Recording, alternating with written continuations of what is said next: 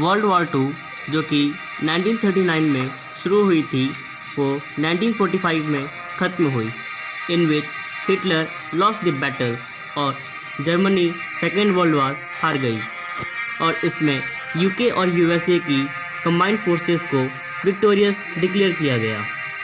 UK यानी England भले ही जीत तो गया था, लेकिन वॉर के कारण जिस मात्रा में इंग्लैंड को डैमेज पहुंचा था वो अति गंभीर था।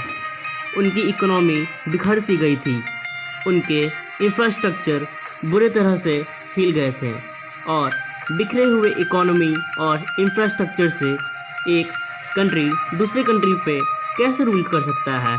And this was the reason why most of the Commonwealth countries got independence between 1945 and 1950 and India was among one of them। यहाँ इंग्लैंड ने इंडिया छोड़ने का निर्णय लिया, लेकिन इस निर्णय से इंडियंस घबरा गए कि एक इतने बड़े देश को कैसे मैनेज करेंगे। Means it was nearly impossible to even imagine a huge theme of India. तब ब्रिटिशर्स ने सजेस्ट किया कि आप इंडियंस को अपने देश को चलाने के लिए कुछ ऐसे व्यक्ति चाहिए जो कुछ रूल्स और लॉ बना सकें, और एडवाइस दिया कि आप अपने देश के लिए एक कॉन्स्टिट्यूशन बनाइए।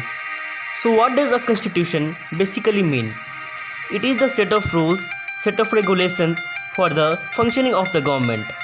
बट इसे एक दिन में तो नहीं बनाया जा सकता था, और तो और इसे बनाना उतना ही मुश्किल था। And for the framing of a constitution a group of highly educated people and scholars was prepared, और इस ग्रुप को कॉन्स्टिट्यूएंट असेंबली का नाम दिया गया। डॉक्टर सच्चिदानंद सिन्हा को इस असेंबली का प्रेसिडेंट चुना गया, परंतु बाद में डॉक्टर राजेंद्र प्रसाद ने इनकी जगह ले ली। कॉन्स्टिट्यूएंट असेंबली की पहली मीटिंग 9 दिसंबर 1946 को हुई और इस कॉन्स्टिट्यूएंट असेंबली के अंडर एक ड्राफ्टिंग कमेटी बनाई गई which was given the duty to draft the constitution.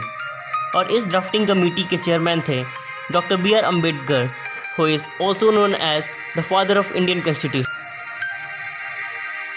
Constitution को पूरे तरह से तैयार होने में 2 साल 11 महीने और 18 दिन लगे थे। Means the final draft was ready on 26 नवंबर 1949। 24 जनवरी 1950 को कॉन्स्टिट्यूशन का साइनिंग अप हुआ और 26 जनवरी 1950 को कॉन्स्टिट्यूशन को लीगली इन्फोर्स किया गया।